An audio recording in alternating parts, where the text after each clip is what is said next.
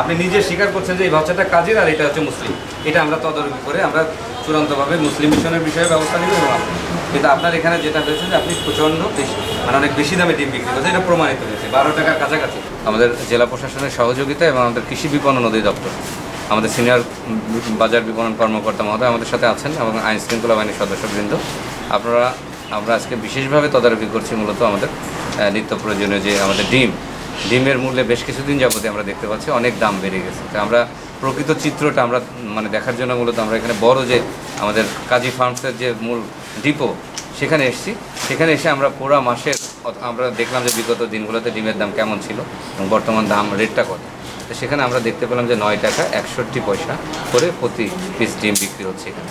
তা আমরা এই তথ্যগুলো আমরা যাচাই করছি এবং আমরা ওনাদের যে ডিলার পর্যায়ে যাচ্ছে ডিমটা, ওনাদের যে অনুমোদিত 4 জন ডিলার আছে আমাদের ফরিদপুরে, সেখানে তারা এটা বেশি দামে বিক্রি করছে কিনা এবং বিভিন্নভাবে অনিয়ম হচ্ছে কিনা এটা আমরা কঠোরভাবে আজকে তদারকি করি। আপনি 9 টাকা করে কিনে এনে সেটা 12 টাকা কিনে না, ওইটা তো অন্য ডিম, ওটা অন্য ডিম আর এটা অন্য ডিম। আপনি দেখছেন আপনার মূল্য তালিকার অবস্থা কি দেখেন, একটু খুলে দেখান, একটু মূল্য তালিকাটা খুলে দেখান, দেখেন আপনি দেখেন কত তারিখ লেখা আছে, কত তারিখ এটা, তারিখটা কোথায়?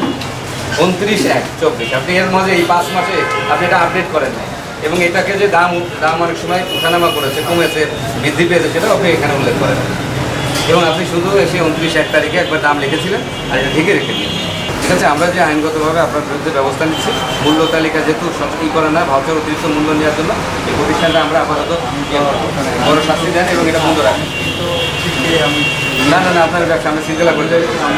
আপনি স্মার্টলি ভাউচার দেখাবেন, আমরা চলে যাবো, তাই না? আর সরকারের একটা যৌক্তিক মূল্য আছে 10 টাকা 57 পয়সা, এর মধ্যে 10 টাকা 57 পয়সা ওনার করেছে।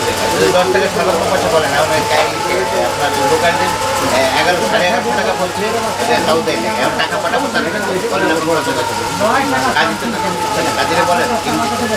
কারণ আমরা দেখেছি আগে 9 টাকা 50 পয়সা ডিম কিনলে তারা দেখছি যে 9 টাকা 70 পয়সা ডিম বিক্রি করে 20 পয়সা করে লাভ করছে। আমরা এরকম দেখি না যে একটা ডিমের 3 থেকে 4 টাকা লাভ করছে, আমরা পাইনি সারা বছর। আপনি 10 টাকা করলেও বানান, 10 টাকা করলেও বানান, সে 12 টাকা তো করতে পারে না। কিন্তু আপনার ডিলাররা যে এইগুলো করছে বিভিন্ন অজুহাত দিতে যে আমি ডিমের সরবরাহ ছিল না, কিন্তু আমরা দেখতেছি যে আপনার প্রচন্ড সরবরাহ ঠিক আছে। এভারেজে আপনাদের কোথাও ডিম রাখা আছে এখানে ছাড়া? না, শহরে কোথাও ডিম রাখা না, হিমাগারে আছে।